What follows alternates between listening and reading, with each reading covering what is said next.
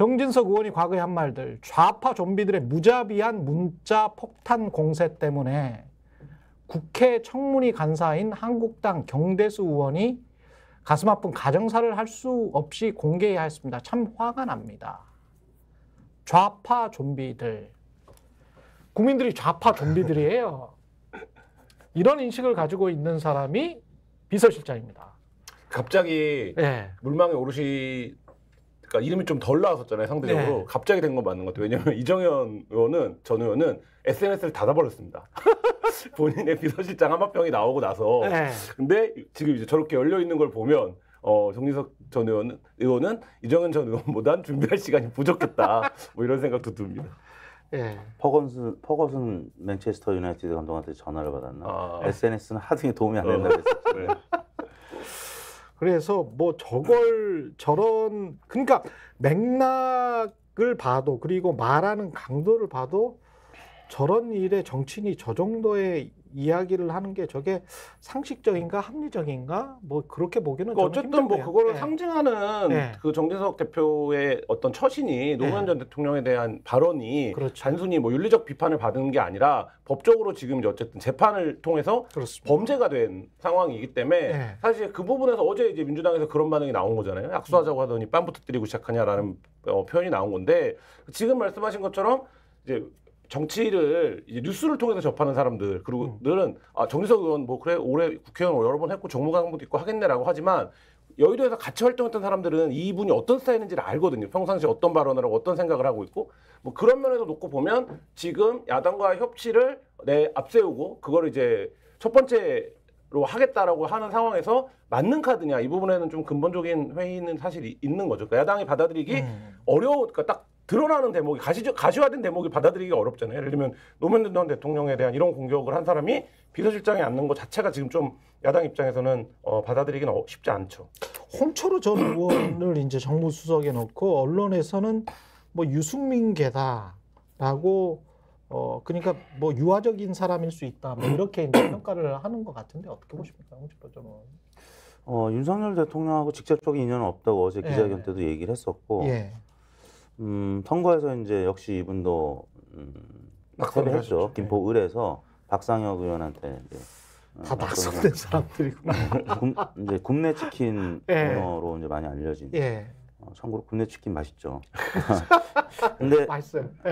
아마 이제 정진석 비서실장하고 대통령이 이제 협의를 해서 정진석 의원하고 좀 더 소통이 가능한 분이 아닐까라는 생각이 드는데요. 홍철호 전 의원은 그 언론에 나와서 그다지 말을 많이 하거나 뭐 방송에 나온 그런 사람은 아니었어요. 아니었기 때문에 그렇게 알려져 있는 분은 아닌데요.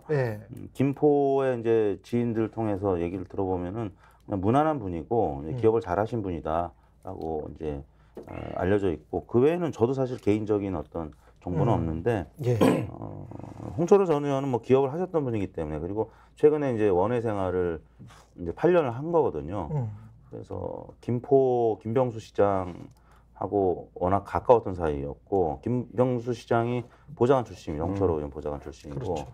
그래서 이제 목련꽃이 필 때쯤이면은 서울이 이제 될 뻔한 김포시장하고 워낙 가까웠다가 최근에는 이제 원외 생활하면서 이제 야인 생활을 하면서 조금 바깥에서 객관적으로 보는 시각을 얻었다 이런 얘기는 들었습니다. 그래서 홍철호 정무수석은 국회 경험도 있고 하기 때문에 저는 이제 개인적으로 이분은 뭐 크게 이제 문제 없이 잘 하지 않을까라는 기대감이 있는데 이제 정진석 의원 그 비서실장 혹은 대통령한테 과연 쓴소리를 할 수 있을 것인지 리얼미터가 에너지경제신문 의뢰로 조사를 했더니 뭐 차기 국무총리이긴 하지만 가장 원하는 건 쓴소리였었어요. 대통령한테 쓴소리할 수 있는 덕목이 34%로 2위였고 1위였고 2위는 이제 소통 한 20몇 프로. 근데 아무튼 전반적으로 대통령한테 쓴소리를 하고 직언을 하고 이럴 사람을 찾는 건데 과연 홍철호 정무수석이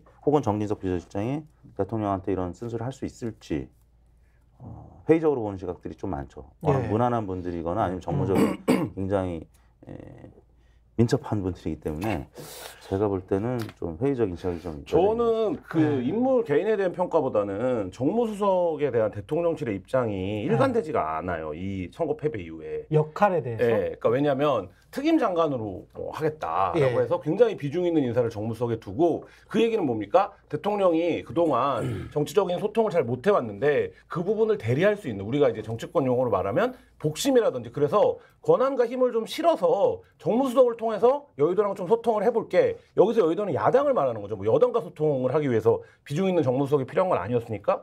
근데 대통령 용산이 총선 패배 이후에 계속 그런 기조였어요. 대통령실 관계자들이. 근데 이름이 나왔어요. 홍철호 전 의원이다. 근데 지금 이택수 대표님도 그렇고 저도 잘 몰라요. 이분을. 그러면 그리고 대통령이 어제 나와서 설명하는 장면이 생중계가 됐는데 대통령도 3인칭 화법으로 얘기해요. 그러니까 대통령도 홍철호 전 의원을 잘 모르는 것 같아요. 어제 그 방송만 놓고 보면. 그러면 그동안 앞서 대통령실에 언론과 접촉을 하는 공식 라인들이 정무수석을 뭐 장관으로 지금 할까? 권한을 좀 힘을 실어줄 거야 라는 컨셉으로 얘기를 해왔는데 이게 그거에 맞는 건가 이런 생각이 드는 거죠. 그리고 그 부분에서 놓고 보면 야당에서도 뭐 무난한 인사다라고 평가를 하는데 지금 말씀하신 것처럼 쓴소리를 하는 사람이 필요하다. 민심을 경청하고 지금 민정이 없어요. 이 용산 지금 대통령실에. 그렇기 때문에 정무수석실에서 일부 민심청취 기능을 가지고 왔습니다. 시민사회수석이랑 정무수석실로 나뉘어져 있는데 사실 이 부분에서 놓고 보면 이분이 그런 발언을 할 수 있는 사람인가 과연 여기서는 기존의 대통령실이 해왔던 설명에도 부합하지 않고 이분의 어떤 정치적인 캐릭터도 별로 부합해 보이지 않는다. 그러니까 이분이 개인이 어떤 분인지에 대한 평가보다는 이 롤에 대한 어떤 상황에서, 그러니까 이 역할에 대한 상황에서 놓고 보면 적절한가 이 부분에서는 좀 회의감이 듭니다.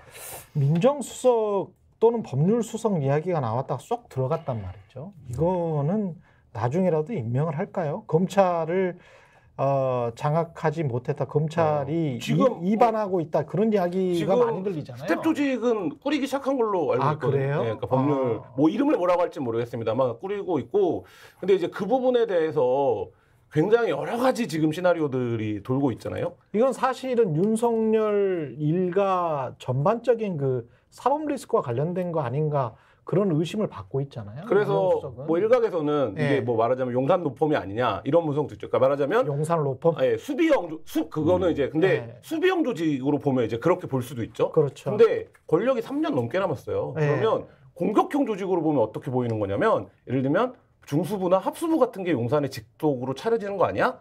라는 의심도 살 수 있거든요. 왜냐하면 거기에 지금 뭐 스텝이 100여 명이 들어간다, 검사 출신이 들어간다, 뭐 이런 얘기들이 설로 돌고 있기 때문에 그렇다라고 하면 사실 이제 그 부분의 조직의 성격이 뭐냐라는 거에 대해서 굉장히 좀 여러 가지 얘기들이 나올 수 있기 때문에 지금 약간 속도 조절을 하고는 있는데 결국 어떻게 됐던 지금 그런 부분들에 대한 신설이 논의되고 있는 거는 사실인 거죠. 이게 또 어떻게 방향이 변할지 모르겠네요. 영수회담. 스픽스는 말하는 언론입니다. 대세는 유튜브, 그중에서 스픽스. 좋아요, 댓글, 구독, 알림 설정. 여러분이 저희를 사랑해 주시고 우리가 여러분을 사랑하는 4가지 방법입니다.